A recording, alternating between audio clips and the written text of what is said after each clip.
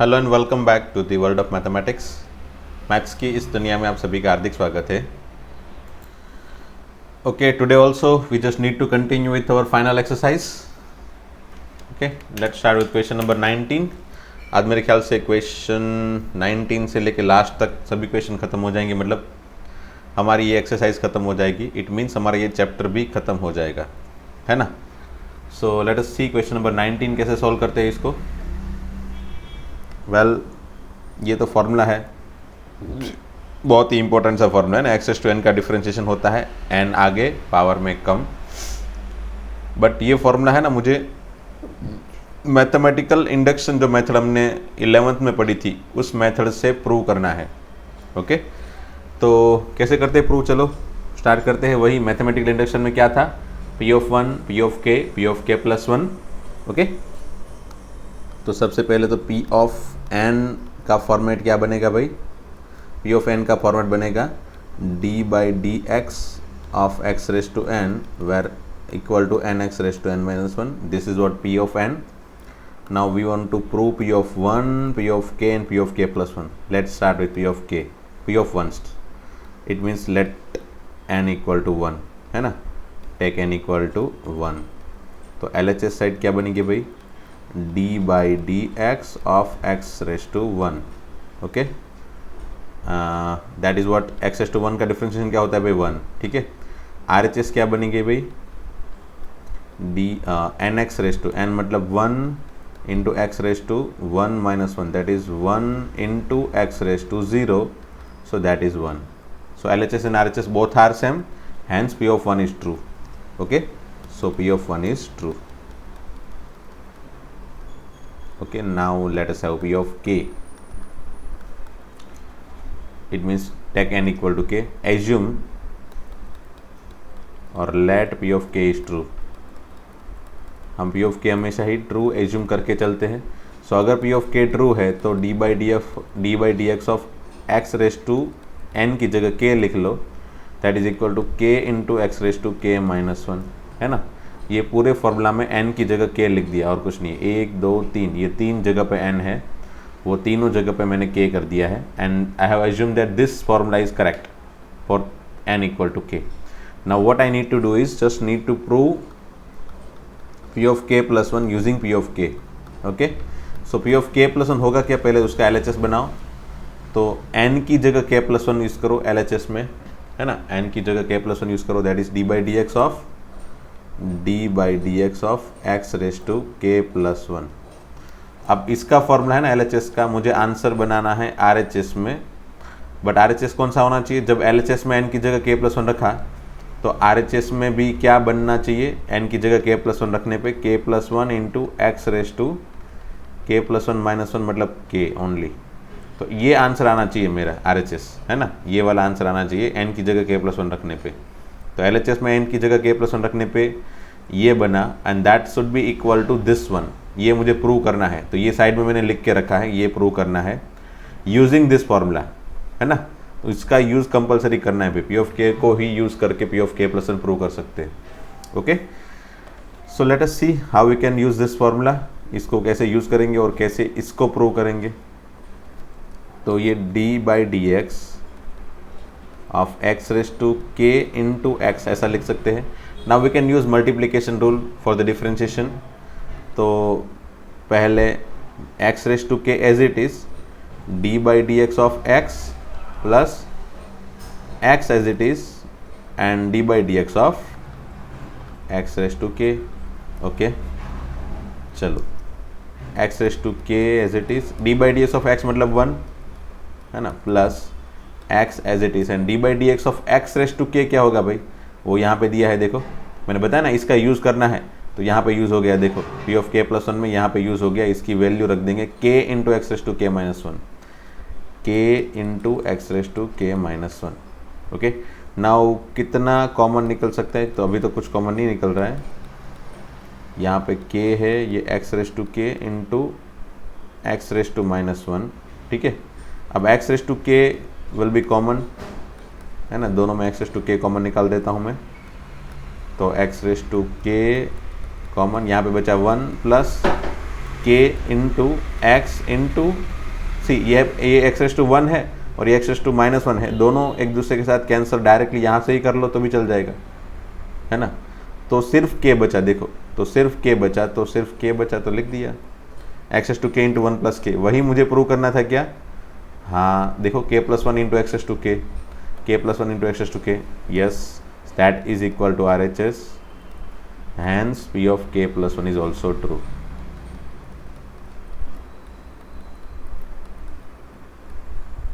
Okay so बस ये method थी इसको प्रूव करने की, है ना, using mathematical induction method. Okay चलो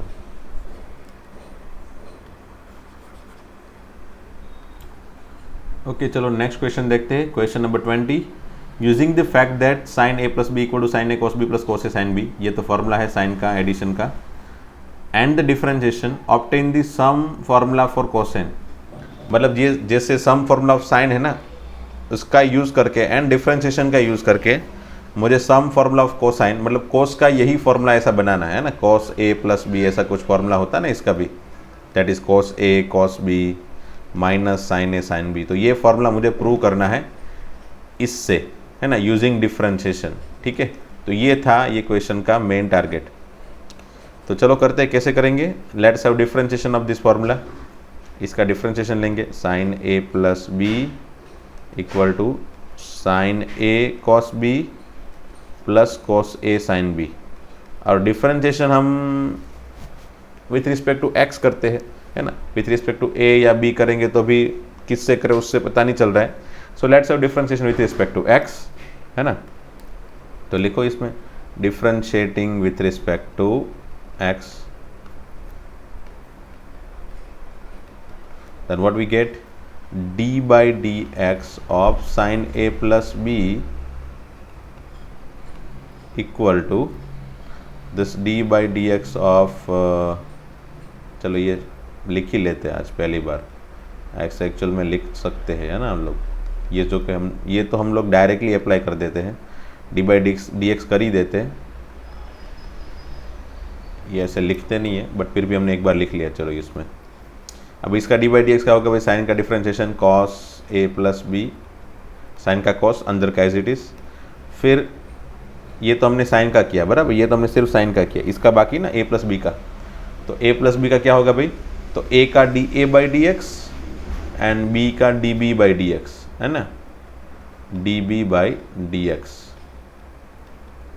ठीक है भाई, ए का D A by D x and B का D B by D X, that is equal to, यहाँ पे क्या है देखो, मल्टीप्लिकेशन का रूल है, sine A and cos B के मल्टीप्लिकेशन का रूल क्या है, क्या होगा भाई, sign A as it is और D by D x of cos B, इसका डिफरेंशिएशन क्या होगा भाई कॉस बी का, तो कॉस बी का minus sine B into D B by D x, है ना भाई। ये किसका किया मैंने, कॉस बी का differentiation with respect to X, cos B का minus sine B and then B का D B by D x plus अब cos b as it is and sign a का डिफरेंशिएशन साइन a का cos a into d A by D x. ठीक है, ये totally differentiation सिर्फ first step का था, सिर्फ फर्स्ट स्टेप का, मतलब सिर्फ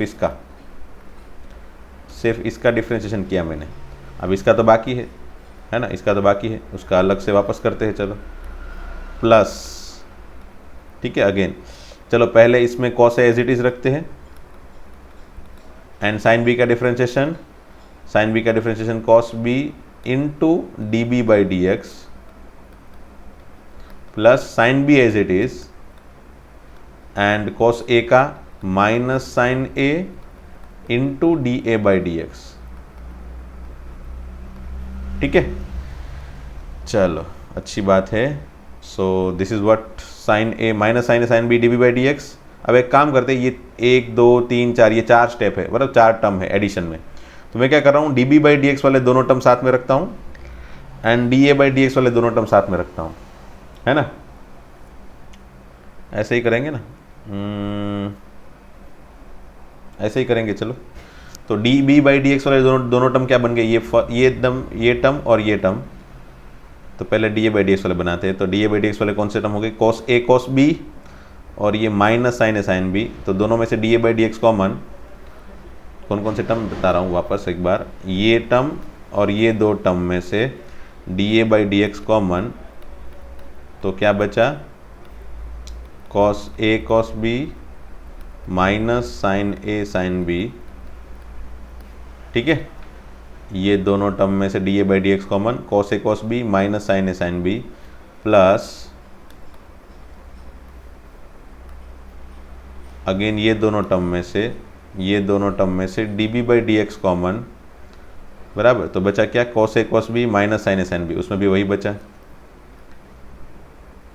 D B by D x common, बचा क्या, वही कॉस ए कॉस बी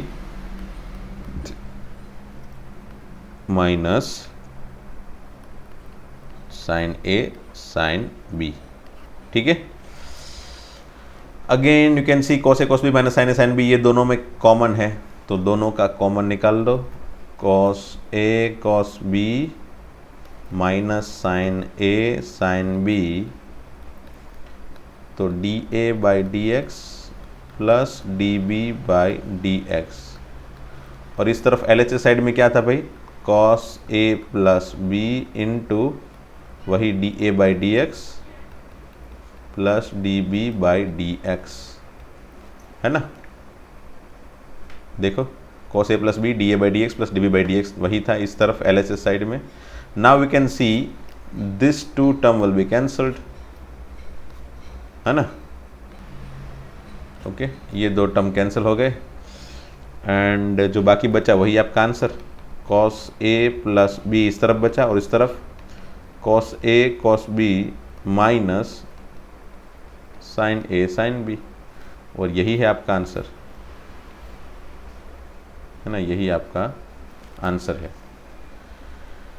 ठीक है, बस आपको यही प्रूव करना था, सम फार्मूला ऑफ कोसाइन, तो सम फार्मूला ऑफ कोसाइन प्रूव हो गया। cos a cos b, बीच में अगर प्लस होता है तो माइनस आता है ना फार्मूला में, याद रखा होगा आपने 11th में चैप्टर 3 ट्रिग्नोमेट्री में कि cos के फार्मूला में जब एडिशन के फार्मूला, cos का एडिशन का फार्मूला होता है उसमें बीच में माइनस होगा, और अगर यहाँ पे सब्ट्रैक्शन है तो यहाँ पे एडिशन है ना। ओके चलो, तो ये हो गया cos का फार्मूला प्रूव यूजिंग साइन का फार्मूला विथ डिफ्रेंशिएशन, ठीक है। तो वैसे ये लास्ट के क्वेश्चन है ना, ये थोड़े तो मतलब ट्विस्टेड नहीं है, बट ये सब क्वेश्चन क्या है कि भाई पुराने वाले सभी चैप्टर को यूज़ कर करके फिर सिर्फ डिफ्रेंशिएशन के क्वेश्चन क्रिएटेड किए हैं, है ना। ये डिफ्रेंशिएशन प्लस ट्रिग्नोमेट्री, आगे में डिफ्रेंशिएशन प्लस मैथमेटिकल इंडक्शन, इस तरह के क्वेश्चन को यूज़ कर करके उन लोग ने इस तरह की पैटर्न यूज़ करके क्वेश्चन बनाए हैं। So we just need to concentrate on this kind of question, है ना। इस तरह के क्वेश्चन अगर 2 मार्क्स 3 मार्क्स में पूछ लिए तो फिर हम लोग को प्रूव करके, जैसे ये प्रूव करने वाली चीज़ जैसे ही होगी ना, प्रूव करके ये परफेक्टली डिफाइन करके दिखाना पड़ेगा एग्जाम में, है ना। आगे बढ़ते चलो। क्वेश्चन 21 में दिया है कि भी does there exist a function which is continuous everywhere but not differentiable at exactly 2 points. तो हाँ भाई, एक मॉड्यूलस फंक्शन है ना, वो मॉड्यूलस फंक्शन हमेशा ही कॉर्नर क्रिएट करता है, वो तो आपको पता ही होगा। जैसे ये mod x फंक्शन है, बराबर, तो mod x फंक्शन x = 0 के पास कॉर्नर क्रिएट करता है। तो ये mod x फंक्शन जो है वो एग्जैक्टली x = 0 के पास जहाँ पे वो कॉर्नर क्रिएट कर रहा हो वहाँ पे डिफ्रेंशिएशन पॉसिबल नहीं है ना। x = 0 के पास कॉर्नर है, तो हमने बहुत बार डिफ्रेंशिएबिलिटी के अंदर डिस्कस किया है कि भी डिफ्रेंशिएबिलिटी 3 जगह पे नहीं होती। कौन कौन सी 3 जगह पे नहीं होगी? कॉर्नर, फिर जहाँ पे वो डिसकंटिन्यूस होगा वहाँ पे, और जहाँ पे उसका स्लोप, एग्जैक्टली स्लोप जो होगा ना वो क्या हो जाए, वर्टिकल लाइन हो जाए, टेंजेंट जो है वर्टिकल लाइन हो जाए। तो डेफिनेटली यहाँ पे उन लोग ने कंटिन्यूस बोला है, तो ये पॉसिबिलिटी तो हम ले नहीं सकते कि इस तरह की पॉसिबिलिटी वाला नॉन डिफरेंशिएबल का क्वेश्चन बनाए। तो यहाँ पे नॉन डिफरेंशिएबल का क्वेश्चन बनाना है, बट वो कंटिन्यूस तो होना चाहिए, है ना। तो बेटर है कि भाई कंटिन्यूस होना चाहिए, तो हम ये यूज़ कर सकते हैं कॉर्नर वाला best example.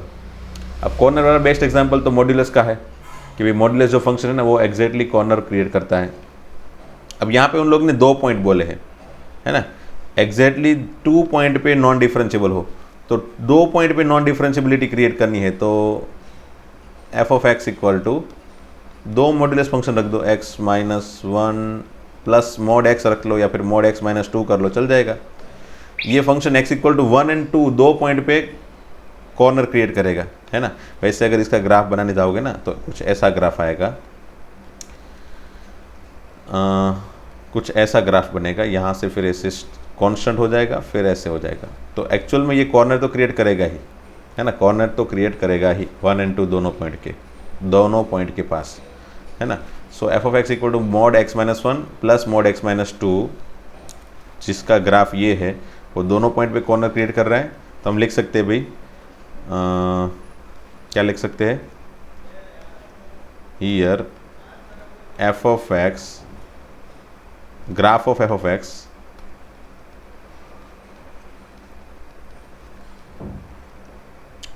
create corner exactly at 2 point which are x equal to 1 and x equal to 2, ठीक है। hence f of x is not differentiable at those points but it is continuous, है ना, वो continuous तो है ही, but it is continuous for x belongs to R, okay.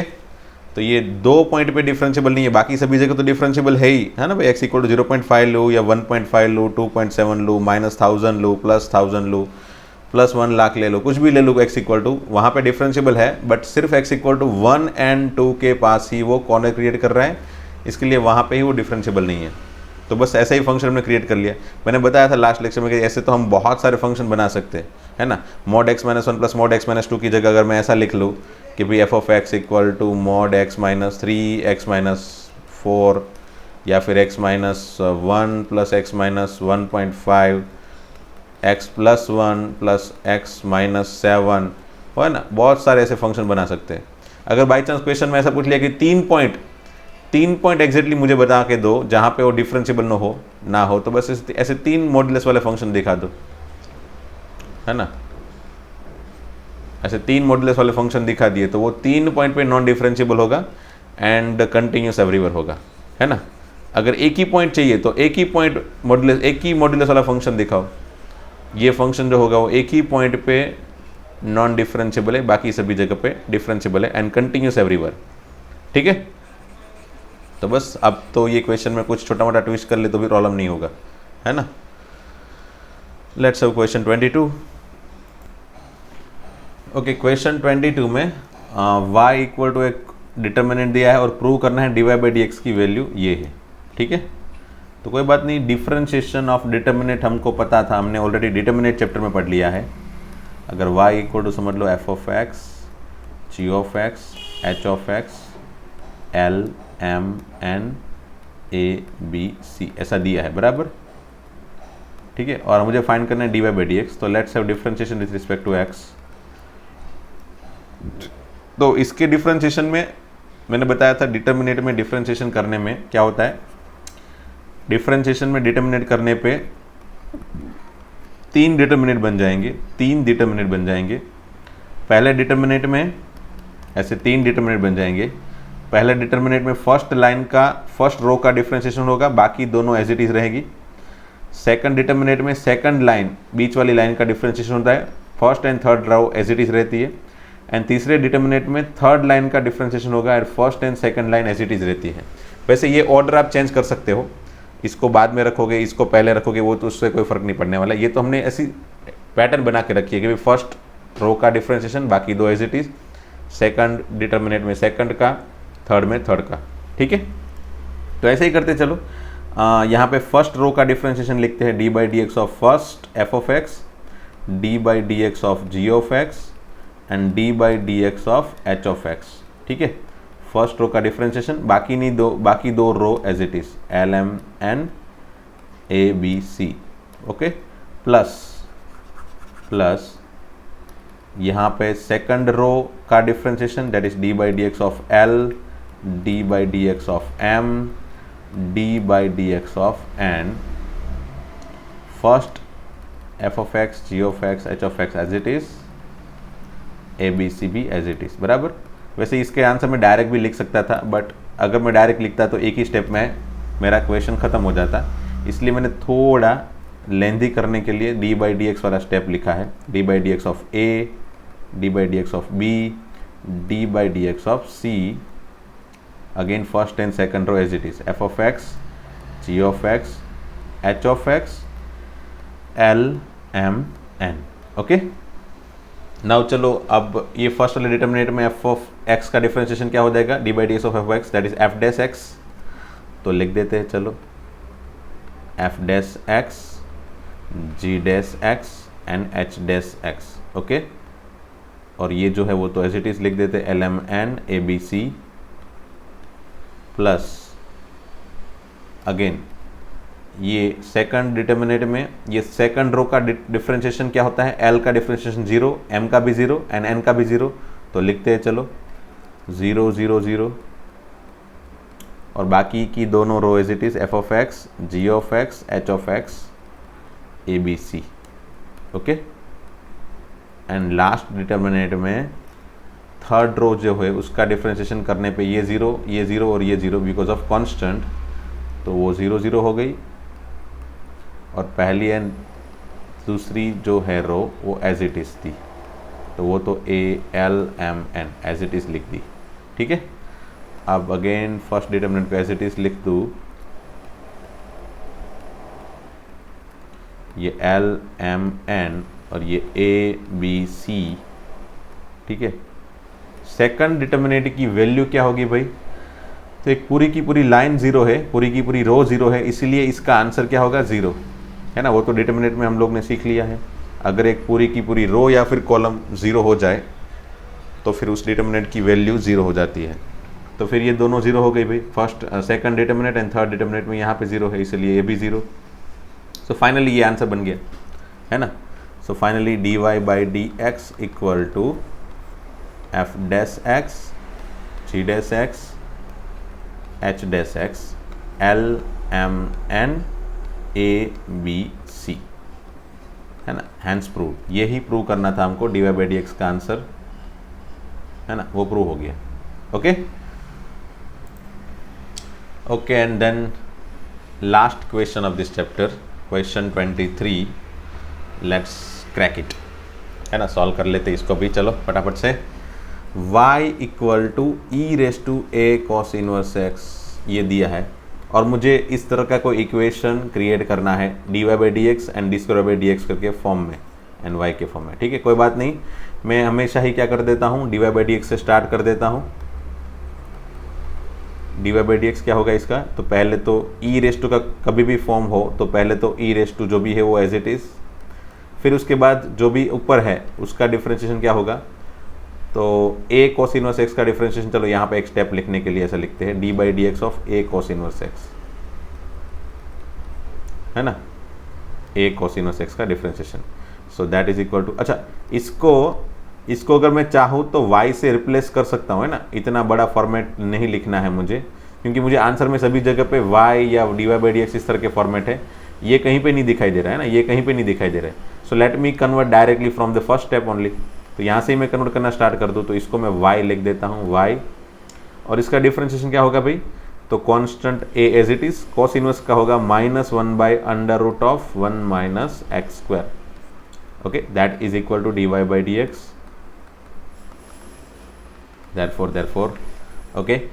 अब मैंने हर बार बताया है कि जब भी इस तरह के इक्वेशन जनरेट करने वाले क्वेश्चन हो और वहाँ पे डिफरेंशिएशन की वैल्यू में कुछ डिनोमिनेटर क्रिएट हो, तो उस डिनोमिनेटर को यहाँ पे d y by D x के नज़दीक लेके जाओ, मतलब d y by D x के मल्टीपल में लेके जाओ, नज़दीक मतलब मल्टीपल में, और कुछ नहीं।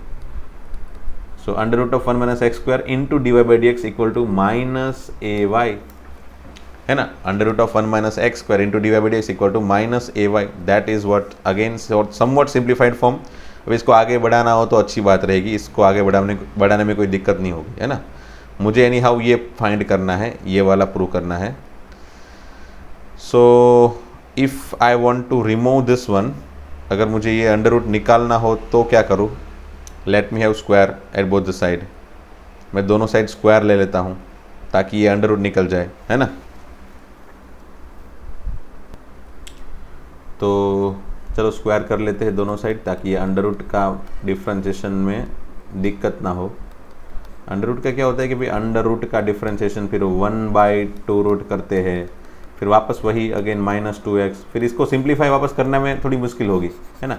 बेटर कि हम लोग पहले ही स्क्वायर कर लेते हैं और यहाँ पे s²y², ठीक है। अब चलो इसका डिफ्रेंशिएशन करेंगे मल्टीप्लिकेशन रूल को यूज़ करके।